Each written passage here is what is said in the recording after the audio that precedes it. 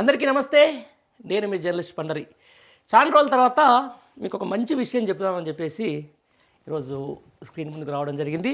చూస్తున్నాం గత కొద్ది రోజులుగా తెలంగాణ రైతాంగానికి అప్పుడు రైతు బంధో లేకపోతే రైతు భరోసానో ఈ ప్రభుత్వం అయితే తొలిసారిగా మొత్తం పూర్తి స్థాయిలో ఉన్నటువంటి రైతాంగానికి దాదాపుగా 9,000 కోట్ల రూపాయలు అకౌంట్లో జమ చేయడం జరిగింది. దాదాపు అందరికీ వచ్చింది. ఆ విషయం ఈరోజు ప్రభుత్వానికి సంబంధించినటువంటి మంత్రులు లేకపోతే అందరూ కూడా చెప్పినటువంటి మాట. దీని మీద మనం ఒకసారి కూలంకషంగా చర్చించుకోవాలి. చర్చించుకునే ముందు మీకు ఒక వీడియో చూపిస్తాను నేను. దాన్ని బట్టి మీరు చెప్పండి ఒకసారి. రైతు భరోసాకు సంబంధించి అయితే దీనికి సంబంధించిన దాని మీద గతంలో ఒక చాలా విపరీతమైన రైతు బంధు మీద కానీ లేకపోతే కేసీఆర్ ఇచ్చినటువంటి ఏదైతే రైతు పంట సాయం మీద కానీ ఎన్ని విమర్శలు వచ్చినాయో మనం చూస్తూ ఉన్నాం.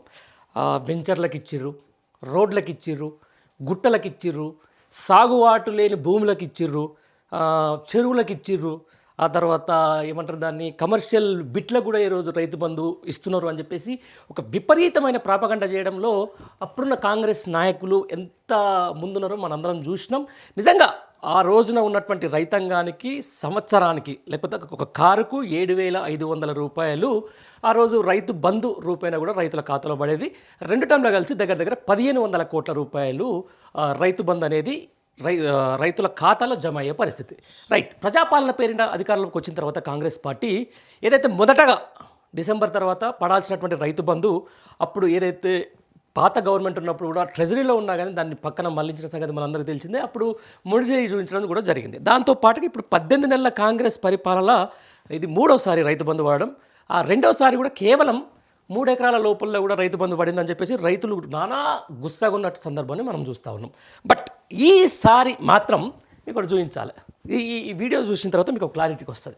రైతు భరోసాకు సంబంధించి ఎవరు ఆందోళన చెందాల్సిన అవసరం లేదు. గతంలో కొనసాగిస్తున్న రైతు బంధును ఇప్పటి వరకు 5 ఎకరాల వరకు ఉన్న రైతులకు దాదాపుగా 62 లక్షల మందికి రైతు బంధు వాళ్ళ ఖాతాలో పడ్డది.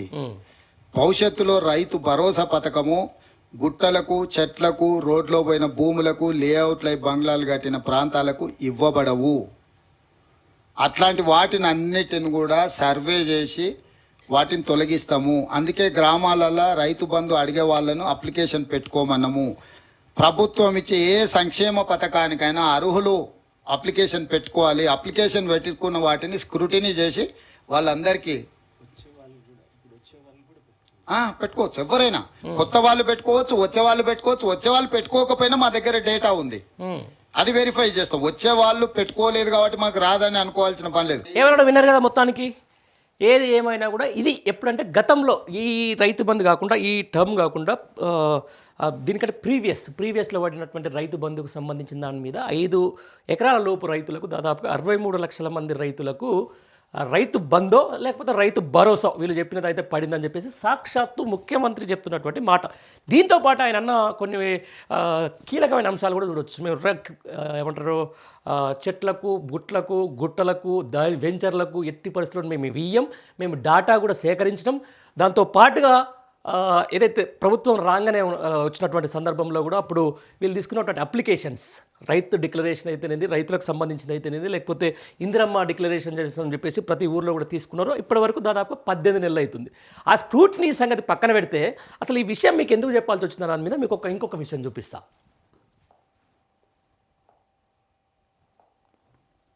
రైట్.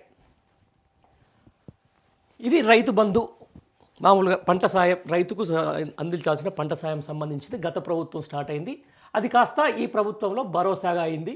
అది ఏమైంది, ఫస్ట్ ఒక రైతు బంధు టోటల్గా ఎగదొబ్బిన సందర్భం. ఆ తర్వాత 2వసారి కేవలం 3 ఎకరాలకు మాత్రమే రైతు భరోసా పడిన మాట అందరికీ తెలుసు. ఇప్పటి కూడా అది ఇంకా బాకే ఉంది. అయితే ఎప్పుడైతే ఈ కాంగ్రెస్ పార్టీ అనేది ఎంత దగాకోరు చేస్తుందంటే ప్రజల్ని ఓట్లు వచ్చినప్పుడే నోట్లు బయటకు తీయడం ఈ కాంగ్రెస్ పార్టీకి ముందు నుంచి కూడా పెట్టినటువంటి ఒక వెన్నతో పెట్టిన విద్య. దీన్ని ఎందుకు అంటున్నానంటే రేపు స్థానిక సంస్థల ఎలక్షన్ రావాలి. హైకోర్టు తీర్పు కూడా ఇచ్చింది. ఖచ్చితంగా సెప్టెంబర్ 30 లోపల కూడా స్థానిక సంస్థల ఎలక్షన్లు పెట్టి తీరాలి. ప్రజా వ్యతిరేకత విపరీతంగా ప్రారంభమైంది. ఈ ప్రభుత్వానికి సంబంధించిన దాంట్లో వైపు ఇందిరమ్మ ఇళ్ళ పేరు మీద లేకపోతే ఇందిరమ్మ ఇళ్ళ వస్తున్నటువంటి ఏదైతే లబ్ధిదారులకు కూడా కేవలం కాంగ్రెస్ పార్టీకే ఇస్తున్నారని చెప్పేసి కూడా వస్తున్నటువంటి ఒక వ్యతిరేకత, ఆ తర్వాత రైతుల నుంచి కూడా వస్తున్నటువంటి వ్యతిరేకత, ఒకవైపు యూరియా బస్తాలు కూడా దొరకట్లే అని చెప్పేసినటువంటి వ్యతిరేకత, ఇవన్నీ కూడా ఇంటెలిజెన్స్ నుంచి తీసుకున్నటువంటి ఈ ప్రభుత్వం మళ్ళీ కూడా కేవలం ఈ సాక్షాత్తు ఈ ముఖ్యమంత్రి మాట్లాడిన మాటలను కూడా పక్కన పెట్టేసి ఆయన ఏదైతే చెప్పిండో ఎట్టి పరిస్థితుల్లోనూ కూడా చెట్లకు పుట్టలకు గుట్టలకు ఇవ్వమని చెప్పేసి ఏదైతే అన్నారో, కానీ ఈసారి మళ్ళీ కూడా సేమ్ యథావిధిగా అదే జరిగింది. దగ్గర ఈ టర్మ్స్లో 9,000 కోట్ల రూపాయలు రైతుల ఖాతాలో దగ్గర 72 లక్షల మంది రైతులు, 1.5 ఎకరాలు. కేసీఆర్ రైతు బంధు ఇచ్చినప్పుడు కూడా కేవలం ఇదే నెంబర్, 1.5 ఎకరాలు 72 లక్షల మంది రైతులు. కాకపోతే అప్పుడు ఏంటంటే 5,000 అంటే సంవత్సరానికి 10,000 రూపాయల లెక్కన ఇచ్చేవాళ్ళు. ఇప్పుడు ఏం చేసారు, 15,000 అని చెప్పేసి వీళ్ళైతే ఏదైతే రైతుకు సంబంధించిన డిక్లరేషన్లు చేసారో అది కాస్త 12,000కి కుదించిన తర్వాత ఏడాదికి 12,000, ఎకరానికి 6,000 రూపాయల చొప్పున ఇవ్వాలి.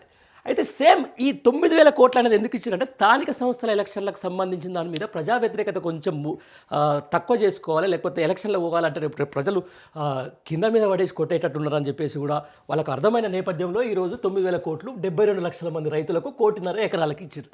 ఇదే చెప్పింది కదా ముఖ్యమంత్రి, నేను ఎందుకు ఇవ్వాలి అసలు ఈ వెంచర్లకు అని చెప్పారు కదా, మేము ఎందుకు ఇవ్వాలి అసలు ఈ మన సాగుబాటు లేని భూమికి అని చెప్పారు కదా, మా దగ్గర డేటా ఉందని చెప్పింది కూడా. అయినా కానీ 9,000 కోట్ల రూపాయలు ఇలా ప్రజల అకౌంట్లోకి ఎందుకు వేసిర్రు అంటే మీరు ఫెయిల్యూర్ కాదా? గతంలో ఏదైతే రైతు బంధు విషయం మీద గత ప్రభుత్వం మీద ఆడిపోసుకున్నటువంటి ఈ ప్రభుత్వం, ఇదే ముఖ్యమంత్రి సాక్షాత్తు ఆయన పేపర్ ప్రకటన తర్వాత మీడియా ముందు మాట్లాడిన మాటలని గప్పాలు కావా? ఎందుకు మరి నిజంగా వెంచర్ల కంటే ఆయన చేసిన వెంచర్లకి ఇచ్చిరని చెప్పేసి ఇప్పుడు మీరు కూడా నిరూపించుకుంటారా?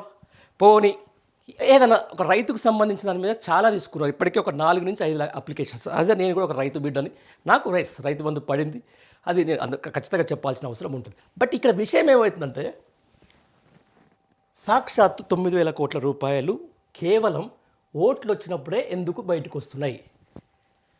సాక్షి ముఖ్యమంత్రి చెప్పిండు కదా, అసలు లేవు, పైసలు లేవు, రైతు బంధు రూపేణ విపరీతంగా పెద్ద రైతులకు కేసీఆర్ కోట్లు అప్పనంగా అప్పగించిండు, ఆ తర్వాత వెంచర్లకు అప్పగించిందని చెప్పేసి మాట్లాడినటువంటి ఇదే ప్రభుత్వం ఈరోజు 9,000 కోట్ల రూపాయలు ఎవరికి ఇచ్చింది? దాంట్లో పెద్ద రైతులు లేరా? దగ్గర 13,000 మంది పెద్ద రైతులు, అంటే దాదాపు 25 ఎకరాల పైన ఉన్నటువంటి రైతులు తెలంగాణ రాష్ట్రంలో ఉన్నారు. దాదాపు అంటే దానికి 2 ల్యాండ్ సీలింగ్ చట్టం ప్రకారం సుస్కి ఉంటుంది, తర్వాత పొలం ఉంటుంది, ఆ తర్వాత కంచె ఉంటుంది. ఆ కంచెలకు సంబంధించిన దాని మీద కూడా రైతు బంధు అనేది నేరుగా అంటే దాదాపు 9.5 సంవత్సరాల పాటు రైతు బంధు రూపాయలు దగ్గర 80,000 కోట్ల రూపాయలు గత ప్రభుత్వం ఇచ్చినటువంటి మొత్తం నిధి. కానీ కేవలం ఈ 9,000 కోట్ల దాంట్లో కూడా వీళ్ళు ఇంత చెప్తున్నారు కదా, ప్రజాపాలన మీద మాకు విపరీతమైన అనుభవం ఉంటుంది, మేము అసలు ఎట్టి పరిస్థితుల్లో కూడా సాగుకు అనుకూలం కాని భూమికి రైతు బంధో లేకపోతే రైతు భరోసాలు అసలు ఇవ్వము అని చెప్పినటువంటి ఈ దగాకోరు కాంగ్రెస్ నాయకులు ఈరోజు 9,000 కోట్ల రూపాయలు ఎందుకు ఇవ్వాల్సి వస్తుంది? ప్రజలారా మీరు ఖచ్చితంగా వినాలి. ఎందుకంటే ఏ దాని మీద కూడా ఒక ప్రాపగండ, కాళేశ్వరం మీద ఒక ప్రాపగండ, రైతు బంధు మీద ఒక ప్రాపగండ, కేసీఆర్ కిట్టు మీద ఒక ప్రాపగండ, ఇది చేసుకుంటూ వచ్చినప్పుడు వీళ్ళ నిజస్వరూపం కూడా ఇట్లాంటప్పుడే బయటపడుతుంది. వీళ్ళు ఎందుకు చేయలేకపోయారు మరి టోటల్గా? అంటే కేవలం సాగయ్యే భూమి తెలంగాణ రాష్ట్రంలో నిజానికి 55% రూరల్ పాపులేషన్స్ దాదాపుగా వ్యవసాయం ఆధారం మీద బతుకుతూ ఉంటారు. దాంట్లో ఇంకొక మాట వీళ్ళు చెప్పింది ఏంది, 9,000 కోట్ల రూపాయలు కేవలం రైతు భరోసా కేసే ఇస్తే మరి కౌలు రైతుల పరిస్థితి ఏంది? అసలు కౌలు రైతులను ఎట్లా గుర్తిస్తారు? ఇంతవరకు ఆ ప్రక్రియ అనేది కరెక్ట్ స్టార్ట్ అయిందా? కౌలు రైతులు అనేది దాదాపు ఈ 55%లో దగ్గర 20 నుంచి 28% కౌలు రైతులు ఉంటారు. అంటే కౌలు రైతులు ఎట్లా గుర్తించాలి? దానికి కొన్ని తోటలకు సంబంధించిన కౌలు రైతులు ఉంటారు, తర్వాత వరి పంటకు సంబంధించిన కౌలు రైతులు ఉంటారు, చెరుకు పంటకు సంబంధించిన కౌలు రైతులు ఉంటారు, దాంతోపాటు పసుపు ఇలాంటి కొన్ని స్ప్రౌట్స్కి సంబంధించినటువంటి పండించే కౌలు రైతులు, వాళ్ళందరినీ కనీసం గుర్తించకుండా కేవలం 9,000 కోట్ల రూపాయలు ఈరోజు చెట్లకు పుట్లకు గుట్టలకు మీరన్న వెంచర్లకు ఇచ్చుకుంటూ పోయినా అంటే అసలు ఒక ప్రణాళిక ఉందా? అసలు రైతుల మీద ఈ ప్రభుత్వానికి ప్రేమ ఉందా? ఈ ప్రేమ అనేది ఎవరు చెప్పాలి? సాక్షాత్తు ముఖ్యమంత్రి మాట్లాడి ఒక 6 నెలలు కూడా కాలే, 6 నెలల్లో ఏం చేసినట్టు? ఇలా ఎందుకు సడన్గా 9,000 కోట్లు రైతుల అకౌంట్లో జమ అయినాయి? సాక్షాత్తు వీళ్ళంతా కూడా ప్రజల్ని మరోసారి దగా చేసే ప్రయత్నం చేస్తూ ఉన్నారు, రైతులు కూడా దగా చేసే ప్రయత్నం చేస్తూ ఉన్నారు. ప్రజలను అప్రమత్తంగా ఉండాలి. రాబోయే స్థానిక ఎలక్షన్లో ఖచ్చితంగా ఈ ప్రభుత్వం ఈ 9,000 కోట్లు మీకు ఒక భరోసాగా ఇచ్చిందని అనుకోవద్దు. ఈ తర్వాత మళ్ళీ ఈ రైతు బంధు పడదా అనేది మాత్రం ఎట్టి పరిస్థితుల్లో ఎవరు కూడా చెప్పలేని పరిస్థితి. కేవలం ఎలక్షన్లు వచ్చినప్పుడే ఓటుకు నోట్లు అనేది ఈ కాంగ్రెస్ పార్టీకి అందరికీ తెలిసిన విషయమే. అలాంటప్పుడే ఎలక్షన్లు వచ్చినప్పుడు మాత్రం ఇలా డబ్బులు మాత్రం కొంచెం ప్రజల అకౌంట్లో వేసే ప్రయత్నం అయితే జరుగుతూ ఉంది. తస్మాత్ జాగ్రత్త, అందరు జాగ్రత్తగా ఉండండి. స్థానిక సంస్థల ఎలక్షన్లో ఈ కాంగ్రెస్కు ఏ విధంగా అంటే ఈ ప్రభుత్వానికి సంబంధించి ప్రజా వ్యతిరేకత ఎంత ఉందో మీరే ఖచ్చితంగా ప్రభుత్వానికైతే రుచి చూపాల్సిన అవసరం ఎంతైనా ఉంది. Thank you.